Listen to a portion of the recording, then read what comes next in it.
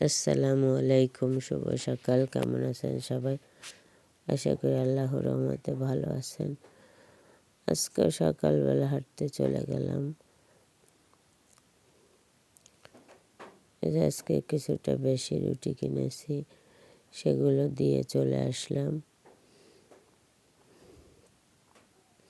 আপনারা যারা আমার ভিডিওটা দেখা শুরু করেছেন অবশ্যই একটা লাইক দিয়ে ভিডিওটা দেখা শুরু করবেন। আপনার একটা লাইক আমার জীবনকে অনেক দূরে এগিয়ে নিয়ে যেতে সাহায্য করবে।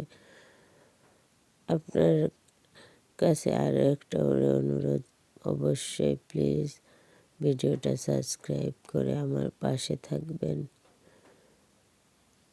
এই তো আমি রুটিগুলো কিন্তু সব দিয়ে দিয়েছি, আজকে কিন্তু একটা রুটিও নেই। তাই বাড়িতে এসে মিনিকে ধরবো, তা ধরতে পারতেছি না। মিনিকে ধরে পরিষ্কার করে দিব, তারপরে চলে আসলাম রান্না করতে।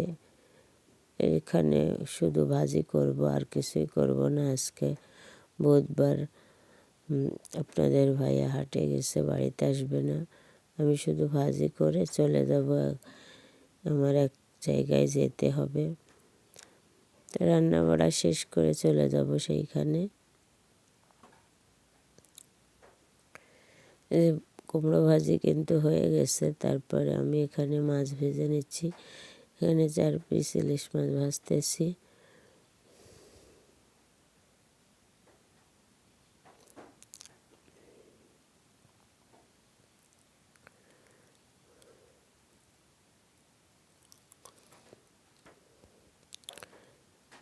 ঝাল পেঁয়াজটা হলুদ লবণ দিয়ে ভালোভাবে ভেজে নেব।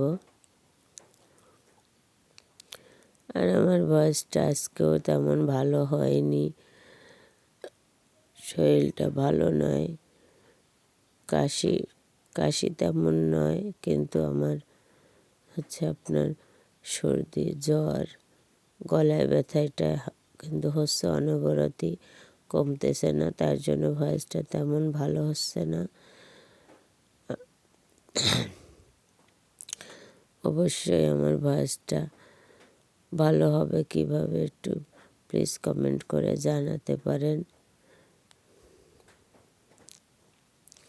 এই যে আমার রান্না বাড়া কিন্তু শেষ। আমি আবার চলে যাচ্ছি বাজারে না, হসপিটালে আসছি। হসপিটালেও না, ক্লিনিকে আসছি। দেখেন আমার কথা কেমন বাঁধো বাঁধো হচ্ছে, ভয়েস দিতেও অনেক কষ্ট হচ্ছে আমার, গলায় ব্যথা। তো এই যে বাজার থেকে কিছু কেনাকাটা করলাম, খালি হাতে এত আসা যায় না। বাবু দেখতে আসছি।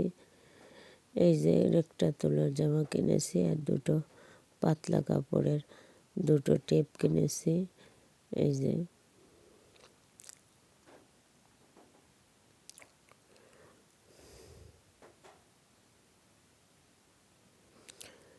এগুলো দিয়ে চলে যাব বাড়িতে।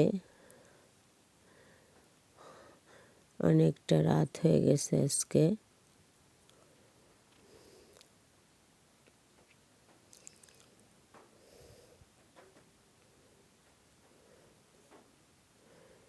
এই যে ঠান্ডার সময় এতেই আমার বেশি সমস্যা, কি করব, তারপরেও তো আসতে হয়েছে।